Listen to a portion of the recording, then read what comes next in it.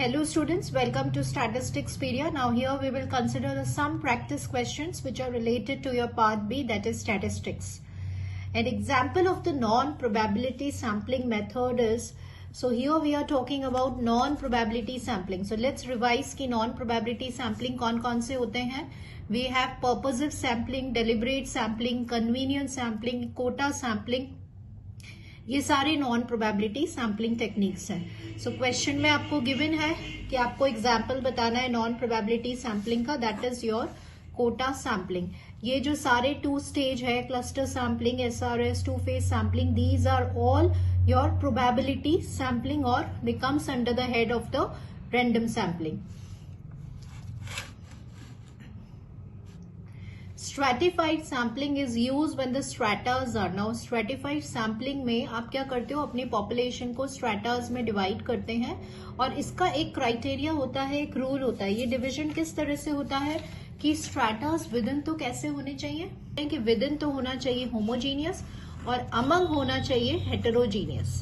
ठीक है, तो विद इन होमोजीनियस मतलब इस स्ट्रैटम के अंदर जो यूनिट्स हैं वो सेम कैरेक्टरिस्टिक्स को फॉलो करने चाहिए और एक दूसरे से अलग अलग होने चाहिए, डिफरेंट होने चाहिए.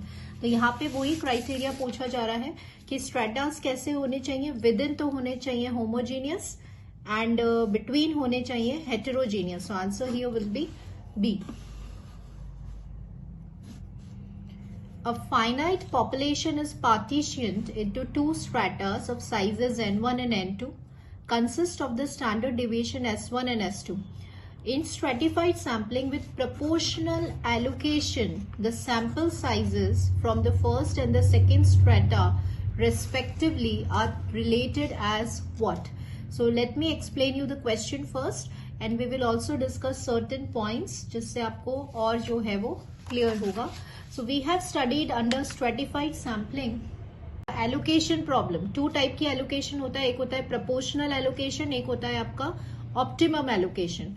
So यहाँ पे proportional allocation में क्या होता है, what do you mean by allocation problem? अब question कह रहा है कि यहाँ पे we have 2 stratas, तो यहाँ पे आप जो है वो SRS WR की हेल्प से सैम्पल यूनिट्स को ड्रॉ करते हैं from each of the stratum. So under proportional allocation we have studied कि कितनी यूनिट्स आप ड्रॉ करेंगे या सैम्पल यूनिट्स आप ड्रॉ करेंगे from each stratum. It is proportional to what, size of the stratum, right. तो ये आपको याद रखना है, this is under proportional allocation and once आपका ये कांस्टेंट प्रोपोर्शनल साइन जब हटेगा, so we got this relation. ये भी आपको हेल्प करता है क्वेश्चंस में और सैम्पल यूनिट्स की जो साइज है फ्रॉम ईच स्ट्रैटम को डिटरमाइन करने में. इसका formula in my previous video I told you कि how to find and how to apply this, ये इसका फॉर्मूला होता है, राइट. सो हियर क्वेश्चन में यही पूछा जा रहा है कि अंडर प्रोपोर्शनल एलोकेशन आपकी जो सैंपल साइजेस हैं, स्ट्रैटम साइजेस N1 और N2 किस फॉर्म में रिलेटेड होती हैं. So it is related to this form, that is Ni, it is proportional to the size of the stratum. Also remember students, ये जो है ये नेमन्स एलोकेशन का, ये भी आपको पता होना चाहिए, या ऑप्टिमम एलोकेशन है. ठीक है, तो 2 एलोकेशन प्रॉब्लम होती है, एक प्रोपोर्शनल एलोकेशन, एक optimum allocation. This is for proportional and this is for optimum या Neyman's allocation. If the cost per unit of the survey is same, मतलब अगर कॉस्ट पर यूनिट CI अगर same है for all the units of the formula for the variance of ST मतलब stratified sampling under Neyman's allocation. Question में we have discussed कि NI Neyman's allocation में NI जो होता है वो आपका proportional होता है NISI का. ठीक है, अब क्वेश्चन में आपसे यहाँ पे वेरियंस पूछा जा रहा है. सो this is a formula based question, so don't go for options. आप क्विकली जो है वो अपने रिवाइज कर लीजिए, साइड में लिख लीजिए कि क्या होता है वेरिएंस स्ट्रेटिफाइड सैंपल का अंडर नेमन्स एलोकेशन. तो वो फॉर्मूला होता है 1/small n summation WJ wait होता है. कई बार क्वेश्चन में PI भी आ जाता है, वेट का फॉर्मूला होता है Ni/n. Sometimes it is PI and sometimes it is WJ. So this is the answer for this question as it is a simple formula based 1/n summation PI/SI square minus 1/N summation this SJ का square. ठीक है, so sometimes it is PI, ये जरूर ध्यान रखिएगा. इससे हम stratum wait कहते हैं और ये फॉर्मूला भी आपको आना चाहिए. If the sampling frame of the unit of interest it is not available, then which sampling do we use. तो क्वेश्चन में दिया गया है कि अगर सैम्पलिंग फ्रेम अवेलेबल नहीं है तो आप कौन से सैम्पलिंग टेक्निक को यूज करेंगे? SRS, cluster, stratified and none of the above. So students remember one thing, कई बार ऐसा होता है कि आप सैम्पलिंग फ्रेम आपके पास अवेलेबल नहीं होता है कुछ इंक्वायरीज के अंदर, या उनकी जो यूनिट्स है उसे आप आइडेंटिफाई नहीं कर सकते, तो उस केस में हम कौन से सैम्पलिंग टेक्निक को यूज करते हैं? क्लस्टर सैम्पलिंग को।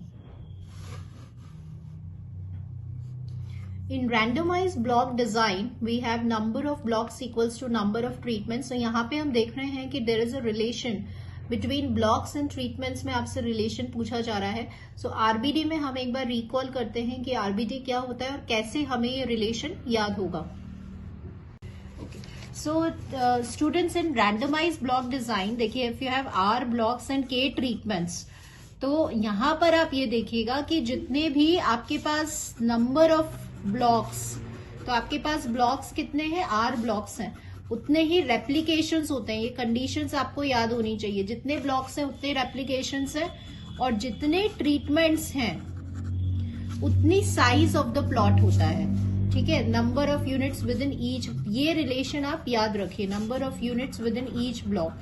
ठीक है, ये दो कंडीशंस होती है आरबीडी की. तो इसको ऐसे समझिए कि अगर R ब्लॉक्स हैं तो R रिपीटेशंस होंगे, मतलब रेप्लीकेशंस होंगे, और जितने ट्रीटमेंट्स हैं, अगर K ट्रीटमेंट्स हैं तो K ही हर ब्लॉक की साइज होगी. ठीक है, अब यहाँ पे क्वेश्चन में है number of blocks and number of treatments कभी इक्वल नहीं होते, और ऐसा कुछ नहीं होता कि नंबर ऑफ ब्लॉक्स ग्रेटर है या लेस है. सो यहाँ पे कोई भी कंडीशन इसमें फुलफिल नहीं हो रही. So answer will be none of the above. The formula for estimating one missing observation in RBD having B blocks and K treatments with the usual notations be what? तो अगर आपके formula, अगर RBD में अगर आपकी one missing value है तो what will be the formula for estimate that? ये अब आपको लर्न करना है. और समटाइम स्टूडेंट्स क्वेश्चन में क्या आ जाता है कि आपको वैल्यूज देती जाती है और फिर आपको वन मिसिंग वैल्यू का एस्टिमेट निकालना है. तो यहाँ पे वी हैव अ फॉर्मूला, और वो फॉर्मूला आपके पास ये है. तो how to learn this formula I will explain you. देखिए, if you have the B blocks and if you have the K treatments, अगर बी ब्लॉक्स और के ट्रीटमेंट्स हैं तो जो एरर डिग्री ऑफ फ्रीडम है, सबसे पहले आप इसको याद रखिए, वो होता है B-1 and we have K-1. That is your error degree of freedom. अब यहाँ पे अगर आपको मिसिंग वैल्यू निकालनी है, यहाँ पे आपको एस्टिमेट मिलता है मिसिंग वैल्यू का, तो हमेशा ध्यान रखिए एरर डिग्री ऑफ फ्रीडम से डिवाइड होता है. लाइक इन LSD भी मैंने आपको ऐसे ही बताया था कि आपको first of all error degrees of freedom याद होना चाहिए. चाहे आरबीडी है, LSD है, डिनोमिनेटर में हमेशा एरर डिग्री ऑफ फ्रीडम आता है. अब देखिए, if we have B blocks, अगर क्वेश्चन में बी ब्लॉक्स हैं तो ब्लॉक्स का टोटल, तो यहाँ पे बी ब्लॉक्स का टोटल B' दिया हुआ है, ये आपको गिवन होता है. प्लस आपके पास के ट्रीटमेंट्स हैं तो ट्रीटमेंट्स का टोटल ये भी आपको गिवन होता है, माइनस ग्रैंड टोटल ये भी आपको गिवन होता है. तो कई बार एज अ फॉर्मूला आ जाता है, और कई बार स्टूडेंट्स जो है वो एज अ, यहाँ पे आपको ये B', T' और ग्रैंड टोटल की वैल्यूज दी हुई होती है, number of blocks, number of treatments given होते हैं, और आपको मिसिंग वैल्यू निकालनी होती है. दोनों ही फॉर्म से क्वेश्चंस बन सकता है. कैसे याद रखेंगे आप? अगर आपके पास ब्लॉक्स है तो ब्लॉक्स का टोटल, ट्रीटमेंट्स है तो ट्रीटमेंट्स का total minus grand total divided by error degree of freedom. So यहाँ पे देखिए एस्टिमेट क्या है, B' plus K T' minus G'. This will be the answer for this question.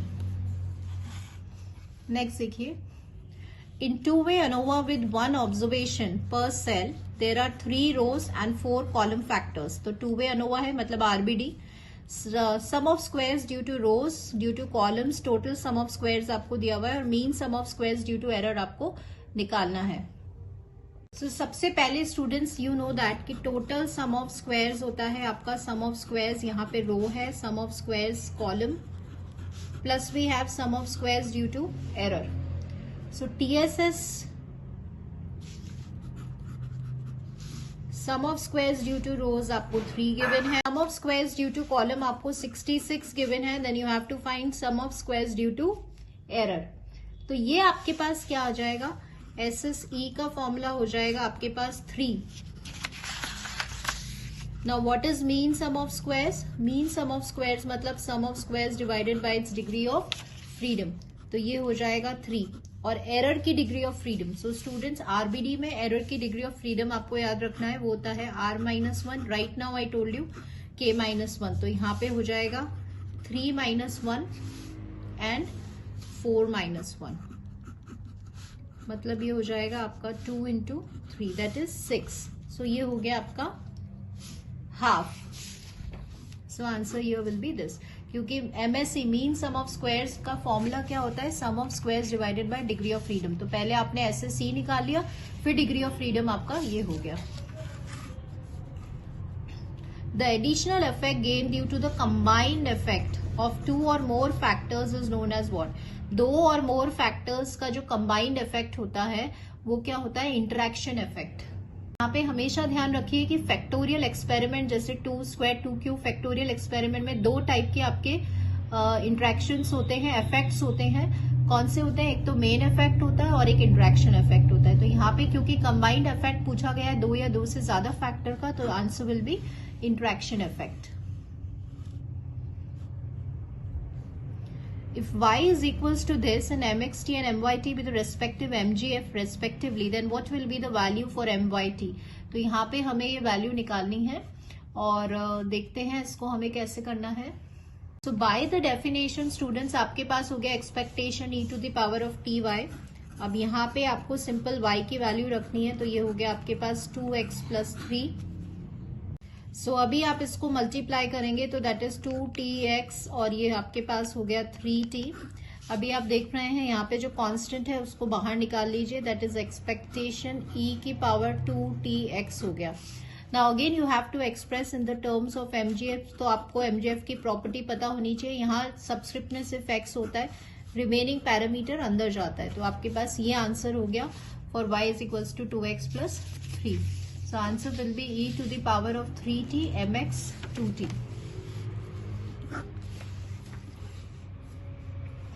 The mgf of the random variable is given to you as this, then the value for this is what? So here आपके पास formula list होगी जहां पे आपने सारे distributions के mgf learn किए होंगे। तो जो mgf होता है e⁻³ × et-1. So if you remember, this will be the mgf of the Poisson distribution. So वो क्या होता है? e λ et-1. तो यहाँ पे लैम्डा की वैल्यू हो गई 3, वो उसका मीन होता है और वो ही इसका वेरिएंस होता है फॉर Poisson डिस्ट्रीब्यूशन। अभी आपको ये निकालना है, तो आपके पास px होता है e। सो नाउ हियर ये आपका Poisson डिस्ट्रीब्यूशन होता है, आपको यहाँ पे प्रोबेबिलिटी निकालनी है for x = 1। So simply what you have to do, e⁻ - lambda यहाँ पे 3 है, लैम्डा की पावर x यहाँ पे 1 है अपॉन x फैक्टोरियल, तो ये हो गया 3e - to the power of this. So answer here will be this for this question. If x1 and x2 are the two independent Poisson variates such that this and this, then the mean and the variance be what? So यहाँ पे आपको x1 और x2 की Poisson variance दिए हुए हैं, कुछ conditions दिया हुआ है और आपको यहाँ पे मीन और वेरिएंस निकालना है। So here I have written the condition. So यहाँ पे देखिए e⁻ - लैम्डा की power x upon x factorial, that will be e⁻ - lambda की power x upon x factorial. So यहाँ पे आप देख रहे हैं ये आपका कैंसिल हो गया, लैम्डा से लैम्डा कैंसिल हो गया and lambda will be equals to your 2। So 1 value आपको यहाँ से मिल गई। ऐसे e⁻ - लैम्डा की power x upon x factorial upon 3 factorial, तो e- लैम्डा आपका कैंसिल हो गया और यहाँ से आपका लैम्डा आ गया, that can be written as 3 जब आप इसको सॉल्व करेंगे। तो ये आपका पहले वाले वेरिएबल का है, ये आपके दूसरे वाले वेरिएबल का है। अब आपको यहाँ पे मीन और वेरिएंस निकालना है, तो मीन और वेरिएंस कैसे निकालेंगे? तो ट्वाइस एक्सपेक्टेशन, मीन आपका 2 है माइनस ये 3 हो गया, क्योंकि आपको पता है Poisson में मीन और वेरिएंस सेम है, दैट्स वाई, तो ये 1 आ गया। अब वेरिएंस निकालना है, this is very easy question, लेकिन ध्यान रखिएगा क्योंकि इंडिपेंडेंट है तो कोवेरियंस टर्म वैनिश हो गई और वेरिएंस के लीनियर कॉम्बिनेशन की प्रॉपर्टी लगा रहे हैं। वेरिएंस यहाँ पे x1 का 2 है plus this will B 3, so 8 + 3 will be 11, तो 1, 11 जो है वो इसमें आपका आंसर आ गया। 1,11 will be the answer for this question. The MGF of the random variable is given to you and you have to find this value. Now this is a very good question. तो आप पहले समझिए कि सबसे पहले we need to learn कि ये जो MGF है वो कौन से random variable का है. So you remember that कि the MGF will be Q. So students सबसे पहले आप देखेंगे कि यहाँ पर ये हो गया Q प्लस e की power t 3/9.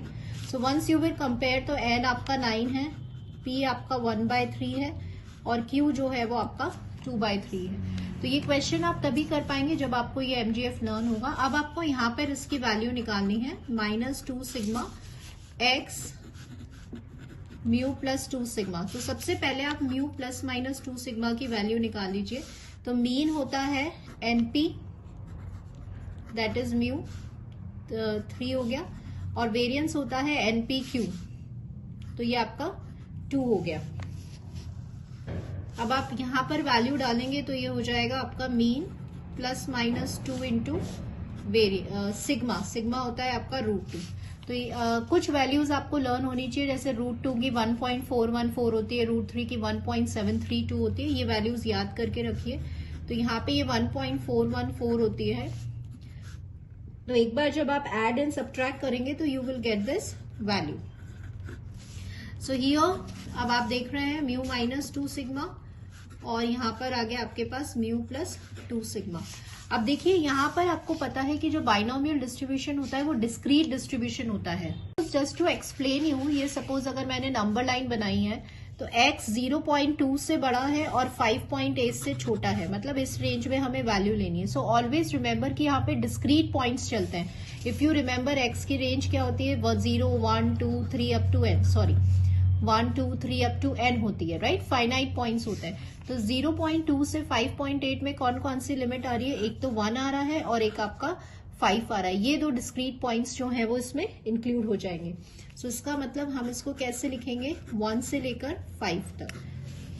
I hope you got this point. It is very very important क्योंकि डेसिमल्स नहीं लेता है. जब आप बाइनोमियल डिस्ट्रीब्यूशन की रेंज लिखते हैं तो डिस्क्रीट पॉइंट्स लिखते हैं, 1, 2, 3, n काउंटेबल. तो यहाँ पे इस रेंज में काउंटेबल पॉइंट्स कौन से आ रहे हैं, 1 से लेकर 5 तक. अब इसको आप कैसे लिख सकते हैं, समेशन x फ्रॉम 1 से 5. आपका फॉर्मूला होता है NCX p की पावर x q की पावर n माइनस x. तो n आपका 9 है, x आप एज इट इज लिखेंगे, p क्वेश्चन में 1/3 है, q जो है वो 2/3 है इंटू 9 माइनस x. तो इम्पोर्टेंट यहाँ पे ये रेंज है कि 1 से 5 तक. तो very very good question students. So आप देखिए ये तो आपके दोनों डिस्कार्ड हो गए हैं. आपका 1 से 5 तक जा रहा है. NCX p की पावर x q की power n minus x will be the answer for this question. Which one of the following is not the method for determining the trend in the time series? तो trend मतलब time series में जो trend होता है उसको आप recall कर लीजिए. कौन कौन से मेथड्स होते हैं, एक होता है graphical method, semi average method, moving average method and curve fitting method. तो कौन सा मेथड यहाँ पे ट्रेंड का नहीं है, that is ratio two trend method. Because ratio two trend method जो है वो सीजनल वेरिएशंस को स्टडी करने के लिए यूज में आता है. The 3-day moving average for the price of the commodity for Thursday is what? तो आपको डेटा दिया हुआ है और आपको मूविंग एवरेज निकालना है. 3 डे मतलब 3 अर्ली मूविंग एवरेज निकालना है किसके लिए, थर्सडे के लिए. So let's do that. You have to calculate the 3 early moving average. तो यहाँ पे आपको क्या करना है, इसका सम करना है. 3 अर्ली मूविंग एवरेज मतलब 3 टर्म्स का सम करके, और उसको जब आप डिवाइड करेंगे तो ये जो है आपका 156 डिवाइड बाय 3 हो जाएगा. इसको मिडिल में प्लेस करना है. तो ये मूविंग एवरेज ट्यूसडे का है. सिमिलरली अब आप एक छोड़ देंगे और फिर 3 वैल्यूज का सम करेंगे और उसको मिडिल में प्लेस करेंगे. तो 52, 54 एंड 54 डिवाइडेड बाय 3. तो ये हमें नहीं चाहिए क्योंकि वेडनेसडे का है. आपको थर्सडे का चाहिए तो इसको छोड़ दीजिए.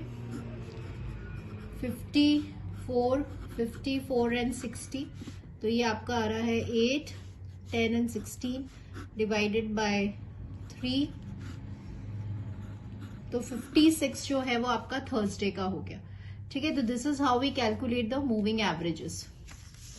सो यहाँ पे आप देखते हैं कि answer will be this for this question. This is how we calculate 3 early moving average. In case of the multiplicative model of time series, the sum of the seasonal indices be what? So always remember कि हमारा जो standard model होता है वो multiplicative model होता है time series का, और जो सम है सीजनल इंडिसेस का वो तो अगर मंथली डेटा है तो 1200 होता है, और अगर क्वार्टरली डेटा है तो 400 होता है. तो 100 टाइम्स हो जाता है नंबर ऑफ सीजन्स के. ठीक है, सो answer here will be this. The total of the age specific fertility taken at 5 years for a group of childbearing females is 446. The total fertility rate per 1000 will be what? So देखिए TFR जो होता है ना, total fertility rate, ये आपको इसका formula जो है वो लर्न होना चाहिए. So TFR जो होता है वो होता है आपका n into age of SFR. This is a formula. n आपका 5 इयर्स है और SFR जो है वो आपका 446 है. तो ये बहुत सिंपल क्वेश्चन है, लेकिन ये तभी होगा जब आपको ये फॉर्मूला याद होगा. तो वंस यू विल कैलकुलेट, तो ये आपका आ रहा है 2230 जो है वो आंसर आ जाएगा for this question. So always remember total fertility rate अगर time period given है multiplied by the specific fertility rate. So answer here will be this. Now this is a question for your interpolation. The value of the del log fx क्या होता है? del मतलब होता है forward difference, और इसको हम कैसे निकालते हैं? So आपके पास जो forward difference है del of log of fx, तो ये आपको ये निकालना है. तो this is a question for interpolation. del मतलब होता है next term minus same term. तो log नेक्स्ट टर्म क्या हो जाएगा? f of x plus 1 minus same term आपके पास हो जाएगा log of fx. So log a minus log b का फॉर्मूला लगाएंगे.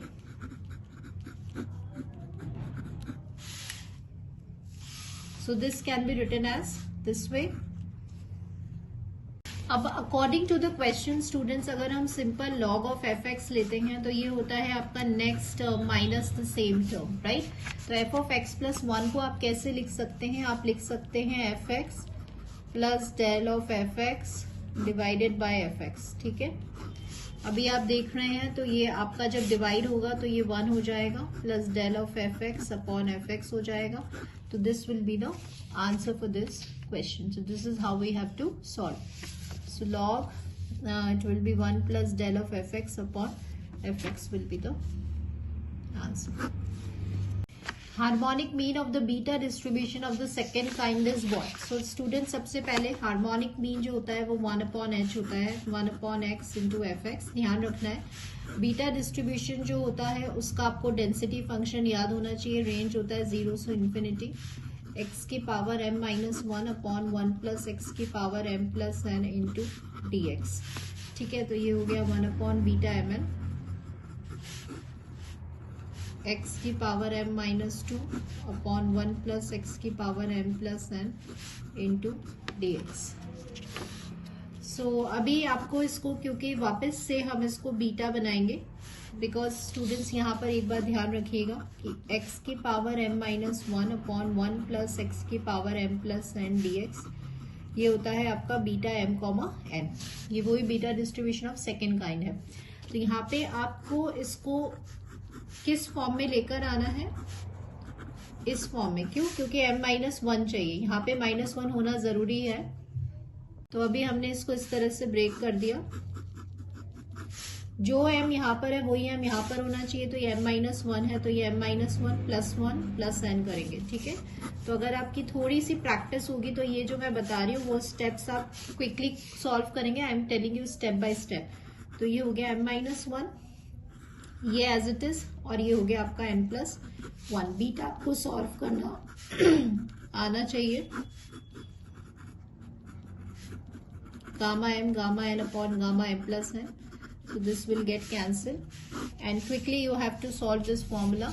Always remember students, इसका formula होता है आपका n minus 1 gamma n minus 1. ठीक है, तो यहाँ पर जब आप इसको देख रहे हैं तो you can write it in this form.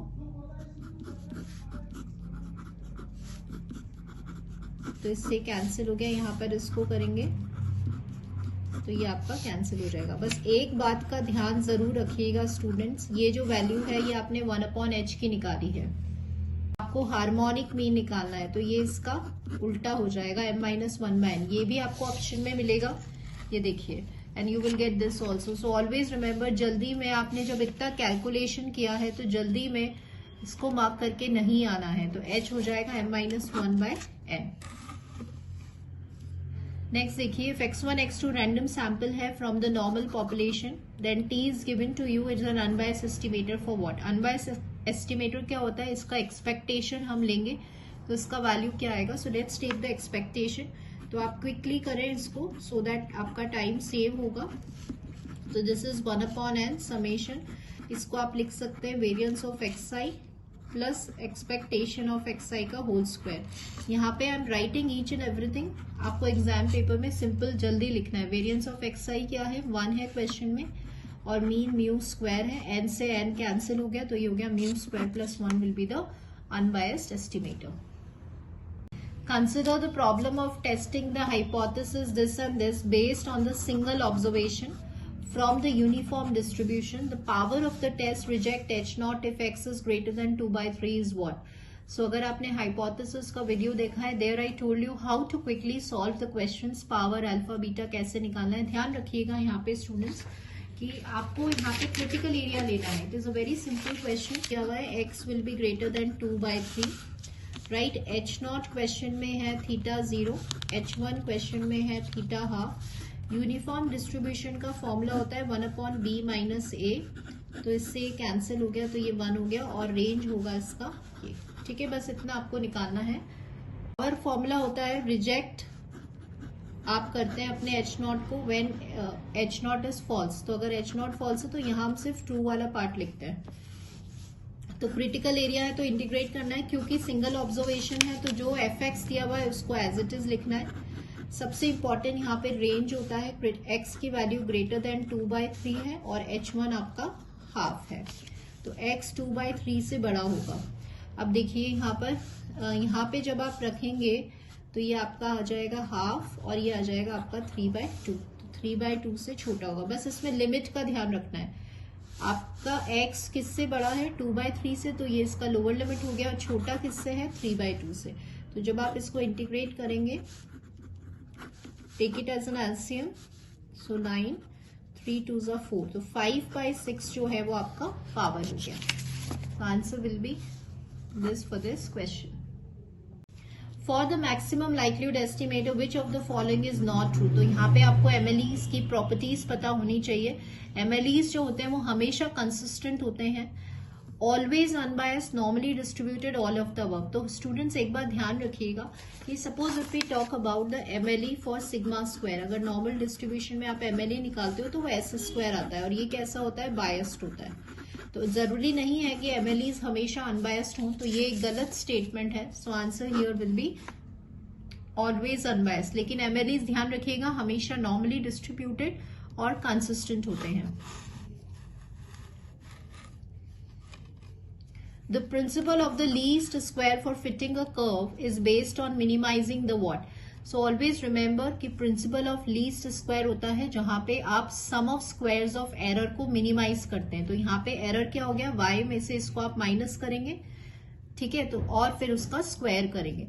तो यहाँ पे आप देख रहे हैं ये जो है ये क्या है, sum of squares of error है, सम भी है और स्क्वायर्स भी है एरर का, तो that is the principle of the least squares. Given the information this then data is consistent inconsistent, ये हमें क्वेश्चंस दे रखे हैं। तो सबसे पहले हम एट्रीब्यूट्स में एक टेबल बनाएंगे जिससे हमें ये पता चल जाएगा कि कोई फ्रीक्वेंसी नेगेटिव तो नहीं है। कंसिस्टेंट मतलब ये होता है कि सारी फ्रीक्वेंसीज जो है वो पॉजिटिव होनी चाहिए। सो लेट्स डू दैट। तो अभी आपने यहाँ पे एसोसिएशन ऑफ एट्रीब्यूट्स की टेबल बना दी, इसको हम यूजुअली कंटिजेंसी टेबल भी कहते हैं। तो यहाँ पे जब आप इसको ऐड करेंगे तो ये आपका आ जाएगा 174, इसमें से इसको माइनस करेंगे सो यू विल गेट 126। अब यहाँ पे ये जो वैल्यू है तो आप इसमें से इसको माइनस करेंगे टोटल में से इसको, तो आप देख रहे हैं ये नेगेटिव में आएगा, दैट इज 102। तो क्वेश्चन में यही पूछा जा रहा है कि डेटा कैसा है। अगर सारी वैल्यूज पॉजिटिव आती, सारी फ्रीक्वेंसीज पॉजिटिव आती तो हम उसको कंसिस्टेंट कहते हैं, लेकिन क्योंकि यहाँ पे एक फ्रीक्वेंसी नेगेटिव आ रही है तो डेटा जो है वो आपका हो जाएगा inconsistent, right. So this is all for today, students. So keep practicing and keep revising your formulas. So thank you, students, for watching this video.